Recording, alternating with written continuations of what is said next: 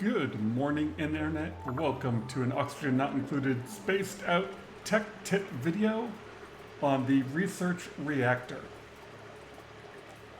So we're going to kind of go over what this thing does, ways you can go around building it, and hopefully not blow your base up.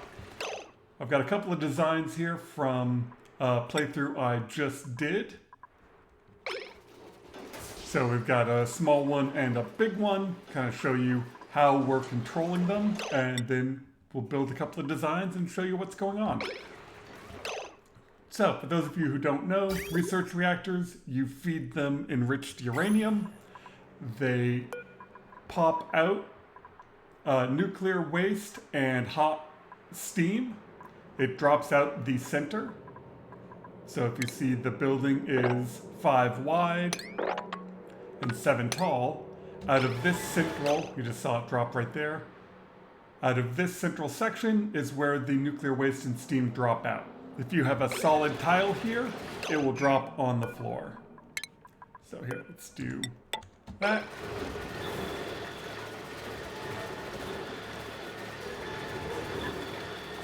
So you can see my cooling water is coming from up here. And essentially this goes once the amount of waste gets up high enough, it then dumps it. And there it is. So the reason you want it to fall through is because it gets it away from this. You don't want to overheat your research reactor. Important things about the research reactor is it has a liquid water input. If it runs out of water,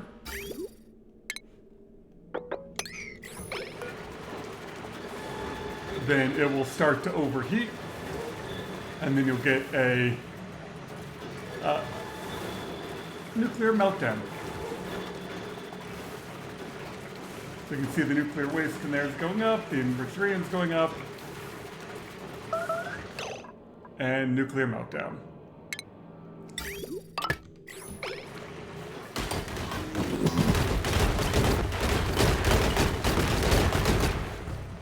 So, that's why you have to make sure you keep them with the water. What all appeared over here? Corium. Wow. Super radioactive stuff. The other fun thing about the, wow, that really cranked it up. The other fun thing about the nuclear reactor is it pumps out a lot of radiation. So yeah, let's just go and clean all of this up. Neutronium.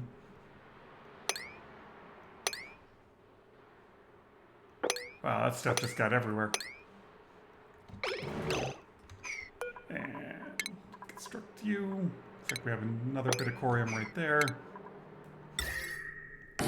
New reactor.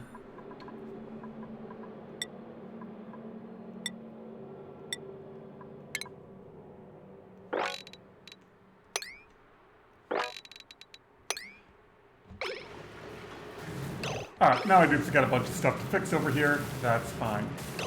Now that we've got the corium out of there, yeah, there's still a bunch of nuclear fallout floating around in here. So, ways of making sure you always have water. I have this tank filled with water plumbed into the research reactor, as long as, I don't turn it off or disconnect it. I then have my steam turbines. These first 5. No, that one's not in there. These first 4 are sending water into this tank and then overflowing out. One research reactor running flat out will run 10 steam turbines. Right now I only have 8, and you can see they're all running at 850 watts. You can run 10, no problem. Oh, this needs to be repaired as well.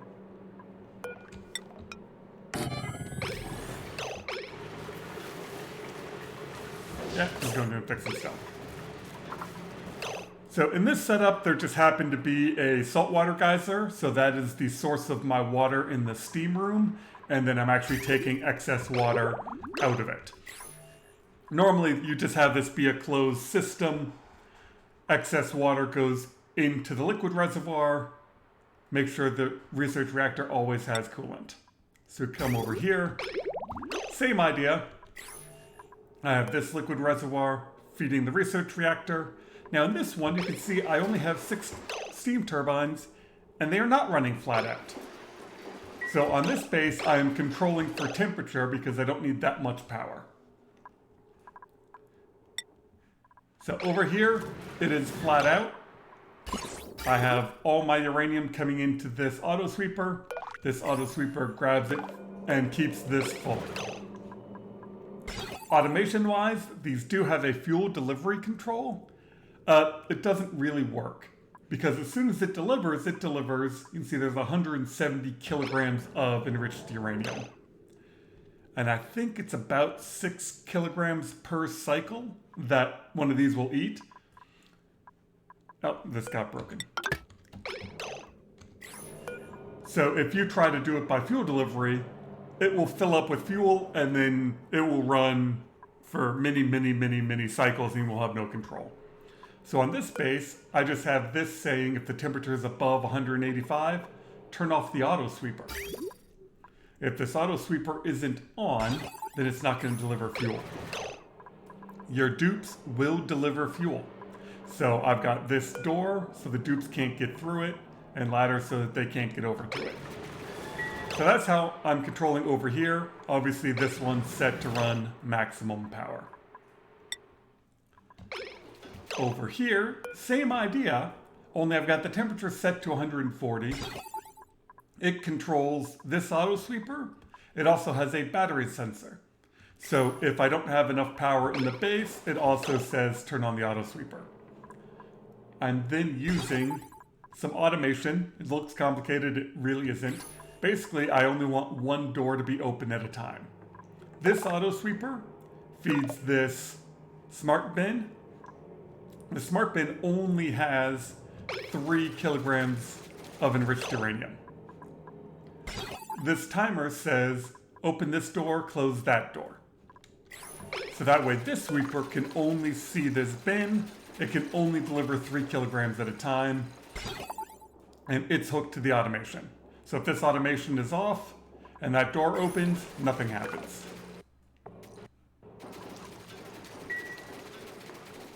So that's the way I'm controlling on this one. If you let your dupes deliver, they will just deliver everything. If you give your dupes the opportunity to deliver, they'll override the auto sweeper. So that's why this one's kind of blocked in, and I've got a door down here. Before I had that door, my dupes kept trying to deliver, so my auto sweeper wasn't delivering. So if your dupes have the opportunity, they'll get the job, even though there's no time for them to do it because this door will close. In terms of also keeping this cool, one option is to keep this top section in a vacuum. I found that to be more troublesome than it was worth. I find if you just dump the steam water right onto the reactor, it keeps the reactor at a reasonable temperature. So if this automation just says, 200 seconds is a third of a cycle. So 1/3 of a cycle the doors. So that means 3 times during a cycle, the door will open. If the reactor needs fuel, it will get fuel. In the meantime, it's only got a small amount, and when it runs out, it just turns off. Now you have to do something with the nuclear fallout, or the nuclear waste. It's hot. You can leave a high temperature aqua tuner in there, but anything that nuclear waste is in will leak. In fact, I thought I had a bottle of it.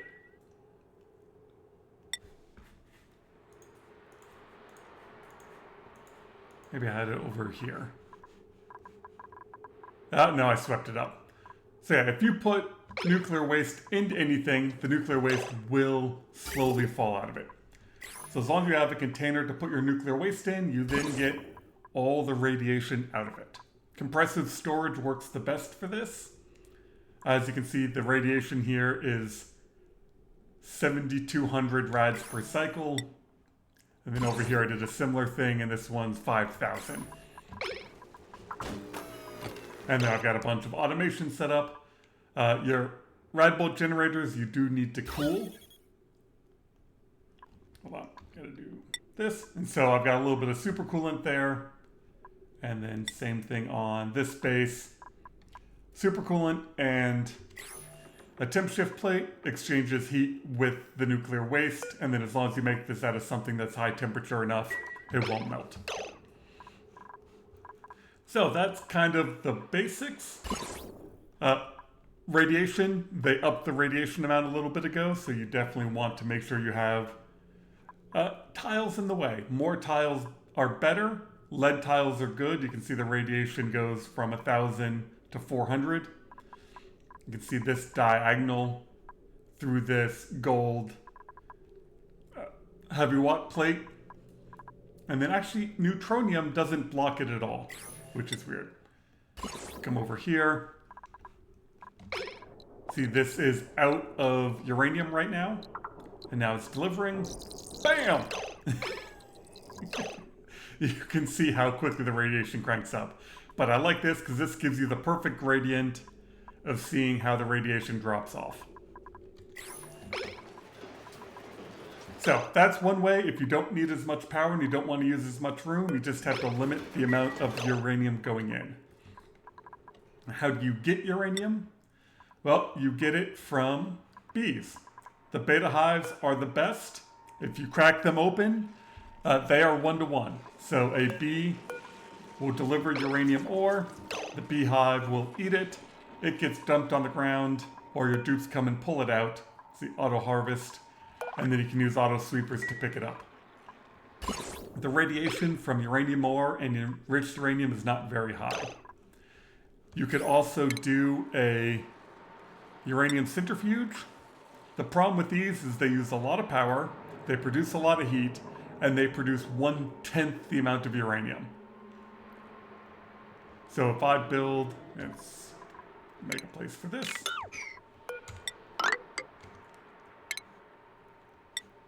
So if I put the centrifuge in, it's got an output. So it outputs depleted uranium, which is molten and very, very hot, and gets you enriched uranium, but at 1/10 the amount. So you put in 100 kilograms of uranium ore, you get 1 kilogram of enriched uranium and a whole bunch of depleted uranium that's hot and hard to deal with. The bees will try to sting your dupes, so be careful of that. And if you put doors after you let a baby bee through, they'll plant another beehive. But these 4 beehives have kept this reactor completely full. And then I've even got uranium here stored up, as well as a bunch of uranium over here that I already shipped over. So that's kind of the basics. Let's go over here. I cleaned this base out. Oh, and I was also doing a how much uranium gets, or radiation gets blocked from space. I thought this asteroid got meteors, but I haven't seen any yet. So we got steel, plastic, and igneous rock to block some of your radiation. But let me build a brand new design and kind of show you startup and how it works. So here's one design. This one uses the corner exploit, where these sweepers can see that bottom center, which should be able to get uranium in there. We're trying to keep the steam pressure up here low and cold. So all the water from all the steam turbines dumps onto these tiles. These temp shift plates try to condense any steam coming up there. I just dumped in some hot steam to get this started and make sure I had some water in here. As you see, we are running 12 turbines. This is a design, I think Francis John had a similar one, where you can then put a second reactor up here, double the number of steam turbines, and get going. So let's grab some enriched uranium.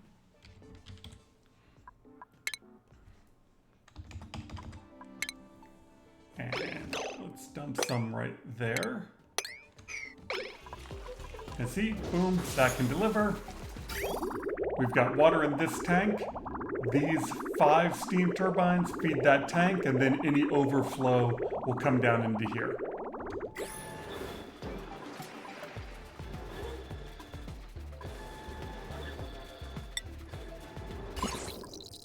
And see, if you don't have any protection for radiation, it's everywhere. God, they're even making the Geiger counter noises. There, see, I got the steam in here at about 20 kilograms. That might be a bit high. But right now we're just waiting for all the steam to get up to 125, and then we'll start to see how this cycles. Alright, steam turbines are now starting to kick in. See, I've got the supercoolant loops for the steam turbines. And we start to...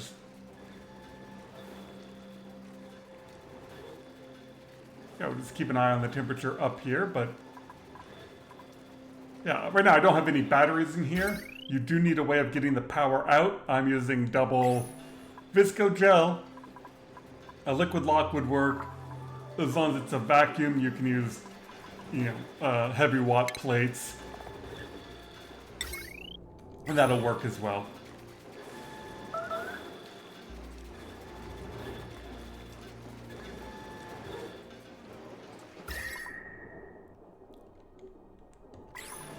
Yeah, so now 6 turbines are fully up. Temperature, you see the pressure over here drops off. It's 22 in the middle, and then it drops off to 8 over here on the sides. And then as the temperature comes up over here, the same thing will start to happen, where these will suck the steam pressure out along the sides. And you see the temperature up here is staying in the nice 100-degree mark, which keeps the reactor cool.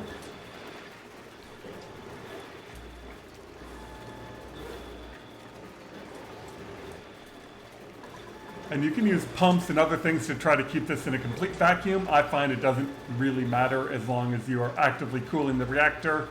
It doesn't have any risk of overheating.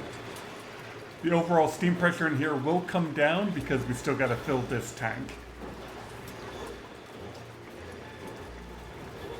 And a little bit later, these bottom 6 are now at full power. These are slowly coming up. You see the pressure down here is already into the grams. Now that's 3 kilos and that's 5. The tank is almost full. Pressure in here is dropped into the 17 mark. So this is a design for running this thing flat out. There's no automation to stop it. As long as you give it enriched uranium, it will just keep pumping it out. Once the nuclear waste gets up to here, this pump will pump it wherever you want. I just have it set go into space. So, huge amounts of power, huge amounts of radiation. With that radiation, you can plant plants. Plants now need radiation if you want them to mutate. But, yeah, let's actually play a little bit with some bricks.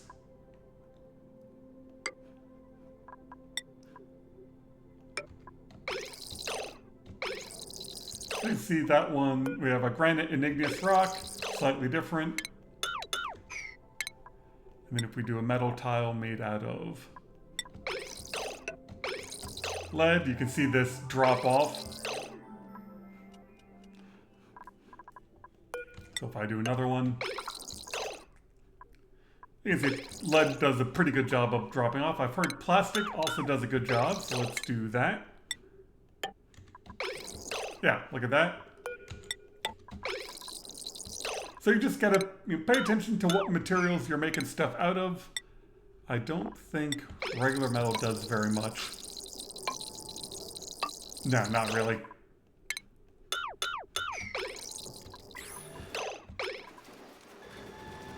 Yeah, so if you're running flat out, this is a decent design. You can see the reactor is staying at about 100 degrees, so it will never overheat.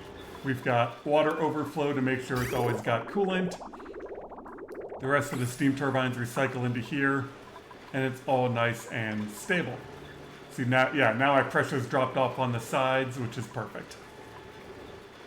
So these ones on the end won't quite run up to full power or full water, but that's the idea. So that's design, nice, simple, compact. It produces a heck of a lot of power, but there's no automation. So now I will build another one where we're going to do a bit of automation and try to keep it smaller so you can kind of control the amount of power it has. I think on this design we will try to get it going from a cold start. So you will send a green signal if you are below 150. So automation-wise, we've got a hook to a battery, we've got a hook to this sweeper. You are set to 1 kilogram of enriched uranium, and we're only going to try to run 1 steam turbine. All right, and we've got the liquid. We've got about 2 tons of water in there. May or may not be enough, so I'm going to leave this hooked to the dev generator. Normally, I like to have it completely full, but we're also just going to grab 1 solar panel.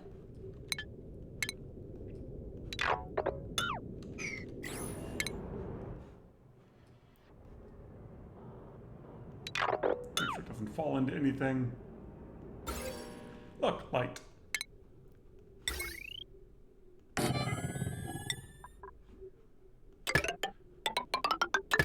Yeah, we'll use that to get everything started.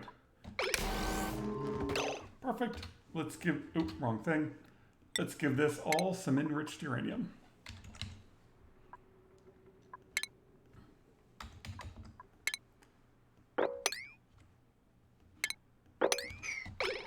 That falls down to there.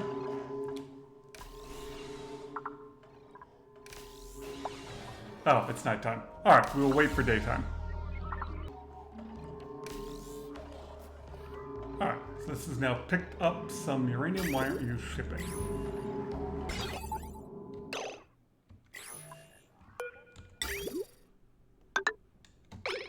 There we go. I missed a section. So that now dumps to there. That now dumps 1 into here.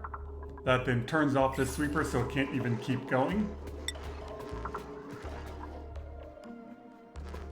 And now as this comes around, here, we'll just set that to 90. So this sweeper can't see that uranium at all, no matter what happens.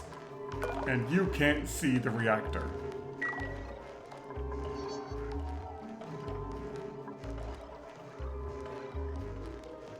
It's usually good to like get some water and get some steam in here, but we'll go from a cold start and see how badly it goes. So you now come around, you grab uranium.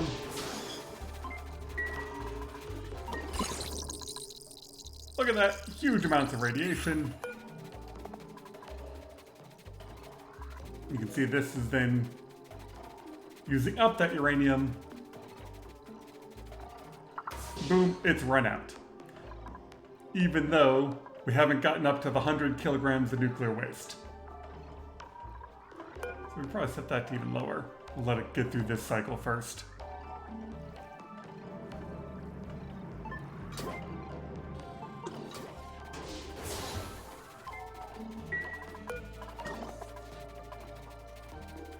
So, dropped its first bit of nuclear waste.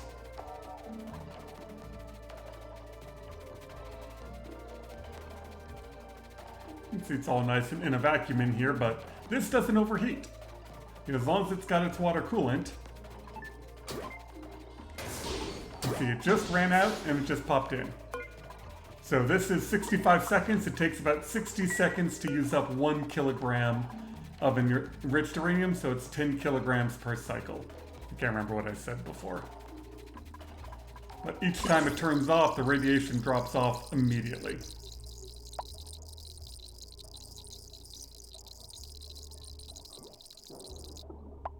See? And then it comes back on. So that's how this one controls, is by limiting the amount of uranium going in there. Now, in order to get steam, this water's got to get hot.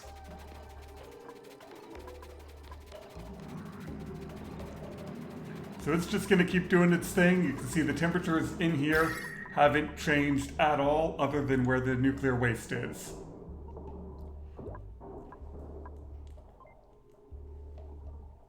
I don't think I paid attention to exactly how hot the water needs to be before it gets dumped out. Betting it's like 200? I don't know, we'll find out. So yeah, from a cold start, this will just keep doing this until it drops its bit of water.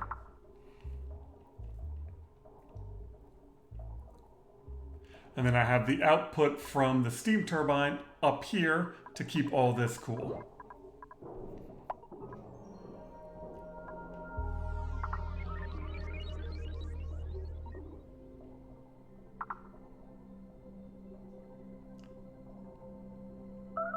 Huh, still not.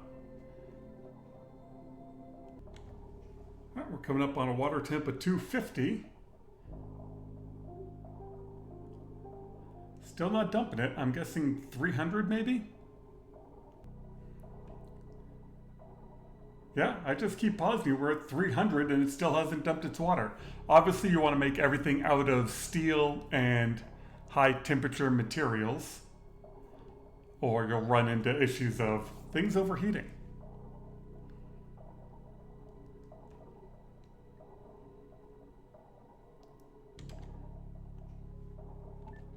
Yeah, it's still a vacuum in here.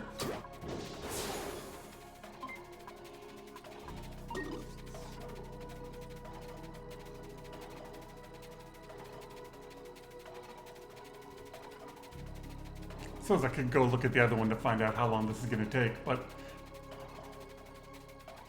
Wow.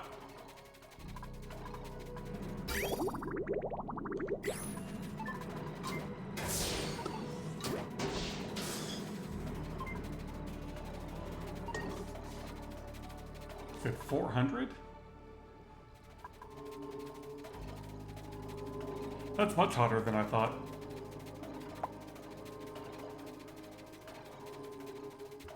And then this sensor I've got set to 150, but there's no steam in here yet.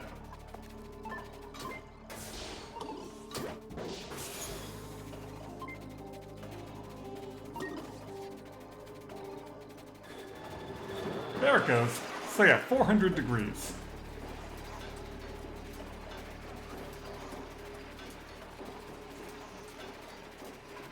And so now my automation is off.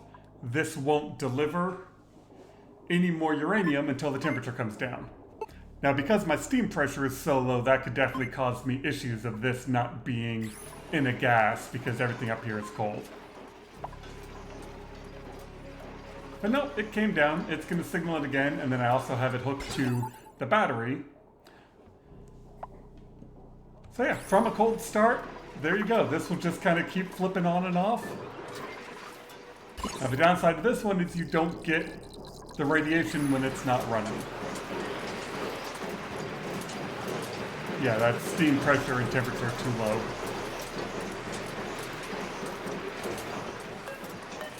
We'll get away from that annoying noise. So yeah, now we gotta wait for this water to get up to 400, then it will drop the next little bit, and away you go. And then because this one's running flat out, it doesn't have that on-off cycle. It is constantly got a whole bunch of hot uranium. And so that's why this one produces more steam faster, is because of that 60 kilograms of hot uranium. This one never has that. That uranium is replaced. So if I actually switch you over to, let's say 5.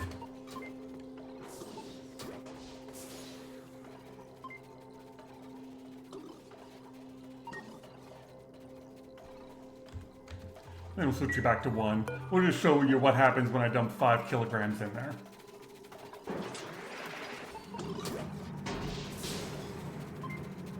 And so now that it's not going to run out, that 5 kilograms gets to keep getting hotter, and it's going to run for what, half a cycle.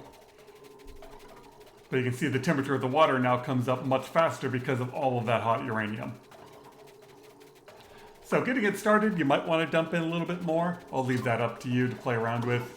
I've got it set back to 1 kilogram now, and since this runs for 65 seconds, it's going to slowly run out of uranium. But in the meantime, it will heat the water up faster because it has a whole bunch of hot uranium to deal with. So those are just some basic designs of the research reactor. It's still kind of new. We've got a lot of more playing around to do. But here's a simple temperature control design where it produces a little bit of power. You can slap on a couple of steam turbines and play around with the automation, but it's the same idea, just how much power do you want? How hot do you want this to get? And then this design, you just keep expanding for however many steam turbines and research reactors you want. Thank you all for watching. Hopefully you learned something from this. I look forward to seeing other people's designs shared around the internet. Hope you all have a wonderful day, and we'll see you in the next Tech Tip video.